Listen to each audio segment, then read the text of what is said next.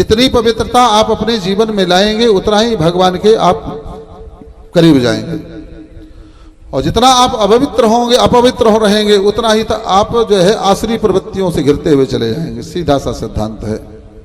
भगवान अति पवित्र से पवित्र हैं, उनसे पवित्र और कोई नहीं है। और ऐसे ही जो व्यक्ति अपने आप को पवित्र बनाता हुआ चला जाता है, मनसा वाचा कर्मणा से, मन से भी, वचन से भी और शरीर से, कर्म से भी।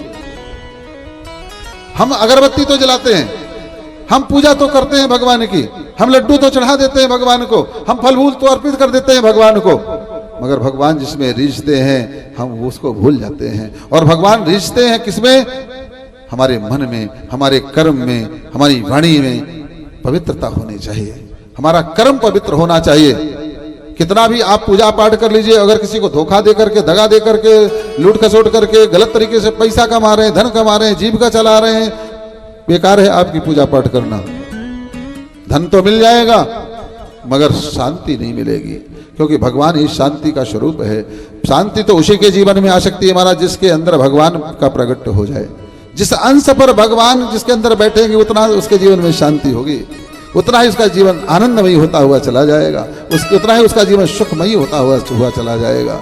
इसलिए हम एक वास्तविक अध्यात्म क्या है कि हम अपने आप को बदलें, हम अपने विचारों को, अपने कर्म को, अपने चिंतन को, अपने चरित्र को बदलें और इनमें सब में पवित्रता लाते चले जाएं। हमारे जीवन का उद्देश्य ही होना चाहिए व्यक्ति के अंदर देवत्व का विकास और सृष्टि में राम राज्य की स्थापना। हमारे अंदर देवत्व का विकास कैसे हो, हम वो है अध्यात्म को समझने का प्रयास करें और हर हाल में देवत्व को धारण करें। देवताओं के गुण मैंने कल भी बताया था आपको, है ना। उन देवताओं के गुण हमारे अंदर आना चाहिए तो आप सच्चे पुजारी हैं, सच्चे भक्त हैं, सच्ची पूजा आपने की है। और अगर आपके अंदर देवत्व के गुण नहीं आ रहे हैं तो बेकार है, कहीं ना कहीं आपकी पूजा में कमी है। सीधी सी बात है, विचार करो, अग्नि के पास में बैठे हुए तो अग्नि की जो है ऊर्जा, अग्नि की गर्मी आपको मिलेगी कि नहीं मिलेगी? और बर्फ के पास में बैठोगे तो बर्फ की, एसी में बैठोगे तो एसी की ठंडी से आपका शरीर ठंडा होगा कि नहीं होगा? और हीटर के पास में बैठोगे तो हीटर की गर्मी से आपका शरीर गर्म होगा कि नहीं होगा? फिर भगवान के पास में बैठो तो भगवान की ऊर्जा के रूप में भगवान की पवित्रता आपके अंदर क्यों नहीं आ रही है? इसका मतलब कहीं ना कहीं दीवार है, कहीं ना कोई आवरण पड़ा हुआ है, इसलिए वो आप तक नहीं पहुंच पा रही है। हमें उसी दीवार को मिटाना है, उसी दीवार को अलग कर देना। यही सच्ची आध्यात्मिकता है, सच्ची पूजा है। और उस तरफ व्यक्ति ध्यान नहीं देता, बाकी सब करता रहता है। कभी सोचता भी नहीं कि मैं अगर इतने दिन से गायत्री का जप कर रहा हूं, इतने दिन से मैं शिव को पूज रहा हूं, इतने दिन से मैं कृष्ण को पूज रहा हूं, इतने दिन से मैं राम को पूज रहा हूं, तो राम जैसा आदर्श मेरे जीवन में क्यों नहीं आ रहा है? राम जैसे गुण मेरे अंदर क्यों नहीं आ रहे हैं? राम जैसा व्यक्तित्व मेरे अंदर क्यों नहीं आ रहा है? राम जैसा देवत्व मेरे अंदर क्यों नहीं आ रहा है? जिस भी इष्ट को आप पूछते हैं उस इष्ट को देखिए कि उसके अंदर क्या क्या है, और जो है वो मेरे अंदर क्यों नहीं आ रहा है। इसका मतलब कहीं ना कहीं अवरोध है, कहीं ना कहीं दीवार है। अग्नि यहाँ खूब जला दीजिए मगर एक यहाँ दीवार खड़ी कर दीजिए, यहीं पर खड़े रहिए, आग की ऊर्जा आप तक नहीं पहुंचेगी क्योंकि बीच में दीवार खड़ी हुई है। इसी तरह से ईश्वर की भक्ति कितनी भी करिए मगर ये राग द्वेष ईर्ष्या घृणा नफरत की दीवारें खड़ी हैं।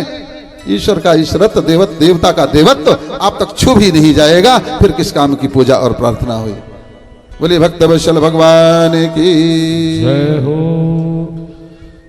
महाराज यहां बाबा जी प्रसंग बदलते हैं और विश्वामित्र जी बहुत ही बड़े तपस्वी और गायत्री के परम जो है उपासक थे। विश्वामित्र जी विश्वामित्र बने ही हैं गायत्री की उपासना से। ये पहले कौन थे? राजा थे।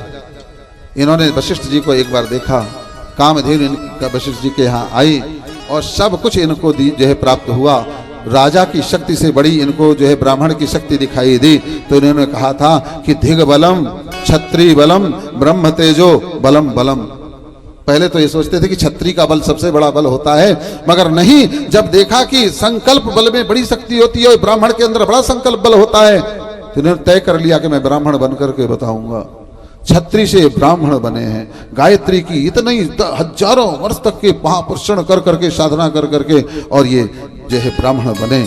निश्चित रूप से गायत्री का जप करने वाला जन्म से भले अगर वो ब्राह्मण ना हो, मगर अगर वो ठान ले कि गायत्री का जप मुझे करना है, पूरे नियम और संयम के साथ में करना है, वो तो जो है कर्म से ब्राह्मण अवश्य वह व्यक्ति बन जाता है, उसके अंदर वैसी पवित्रता आती है।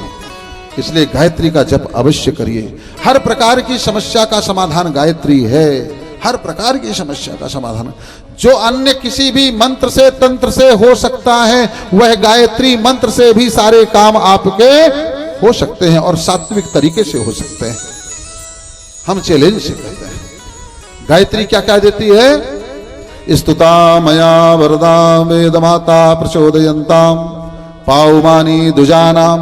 अब देखिए क्या देती है? आयु प्राणम प्रजाम पशुम कीर्तिम द्रविणम ब्रह्मवर्षम मह्यम दत्त्वा ब्रजत ब्रह्मलोकम। क्या चाहिए भाई आपको? है आयुवान होता है व्यक्ति, है ना। बीमारियां कुछ नहीं उसके जीवन में आती, आयुवान होता है। आयु तो हो मगर जो है तेज ना हो जीवन में तो किस काम की आयु? बहुत लोग जीते हैं 100-100 साल जी करके, कोई पता नहीं चलता कहाँ कब जिए कब मरे। आयु के साथ में, मनुष्य के साथ में जो सबसे बड़ी शक्ति है वो होती है ऊर्जावान व्यक्ति को, प्राणवान व्यक्ति को होना चाहिए। प्राण शक्ति व्यक्ति के अंदर होना चाहिए। ऐसी प्राण शक्ति की जो वह प्राण शक्ति जिस जैसे इलेक्ट्रिक शक्ति से जैसे आप कितने सारे काम कर लेते हैं, ऐसे जब व्यक्ति के अंदर प्राण शक्ति होती है तो बड़े से बड़े कार्य भी जो है करता हुआ चला जाता है। तभी तो मनुष्य जीवन सार्थक होता है। कि मनुष्य जीवन केवल खाने पीने, परिवार पाल लेने, पोस लेने, बच्चों का विवाह कर लेना, इतने में मनुष्य जीवन नहीं है भैया। मनुष्य जीवन का बहुत बड़ा विस्तार, बहुत बड़ा ब्रॉड एरिया है इसका, तो है ना। और वो प्राणवान जब व्यक्ति होता है वही कर पाता है। कहते कितने प्राणवान व्यक्ति है वो, देखो इतना बड़ा से बड़ा कार्य कर गया, ऐसे बड़ा से बड़ा कार्य करता है वो व्यक्ति, अमुक व्यक्ति। ये कहां से आता है? ये प्राण गायत्री का दिया हुआ है। आयु प्राणम प्रजाम, उसकी प्रजा होती है, उसको चाहने वाले लोग होते हैं, उसके फॉलोवर होते हैं, है ना। प्रजाम पशुम, पहले पशुधन हुआ करता था, आज तो मोटर गाड़ियां, तो आज मोटर गाड़ियों ने पशुधन को ले लिया है। उसके पास में मोटर गाड़ियां भी होगी, अर्थात लौकिक भी सब कुछ मिलता है। आयु प्राणम प्रजाम पशुम कीर्तिम, उसकी कीर्ति चारों तरफ फैलती है, कीर्तिवान व्यक्ति होता है। आयु प्राणम प्रजाम पशुम कीर्तिम द्रविणम ब्रह्मवर्चस्व, ब्रह्मवर्चस्व को प्राप्त करता है और ब्रजत ब्रह्मलोकम, ब्रह्मलोक की प्राप्ति होती है। ये गायत्री के द्वारा प्राप्त होता है। इसलिए नित्य गायत्री का जप किया करें। ब्रह्म मुहूर्त में उठिए, उठ करके जो है कुछ नियम बनाएंगे। जब तक नियम नहीं बनाएंगे तब तक कुछ नहीं मिलेगा। हल्के फुल्के में कुछ मिलता नहीं है मेरे भैया। विशेष अगर बनना है तो विशेष कुछ आपको त्याग करना पड़ेगा, नियम बनाने पड़ेंगे, संयम बनाना पड़ेगा, वैसा कुछ करना पड़ेगा।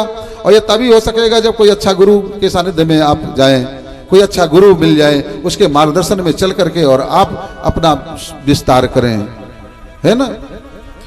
आजकल तो जो है पारंपरिक तरीके से व्यक्ति गुरु बना लेता है, फॉर्मेलिटी अदा कर लेता है कि बस हो गया, गुरु दीक्षा ले लिए, हमारा पानी पीने सब कोई पी सकता है, और बिना गुरु दीक्षा लिए पानी नहीं पीता कोई, इसलिए पानी पीने लग जाए, हमारा पूजा लगने लग जाए, इसे दीक्षा ले लो, बस बात खत्म हो गई। नहीं नहीं, गुरु का बहुत बड़ा रोल होता है जीवन में। ऐसा गुरु बनाइए जो आपका मार्गदर्शन कर सके और आपको आगे बढ़ा सके।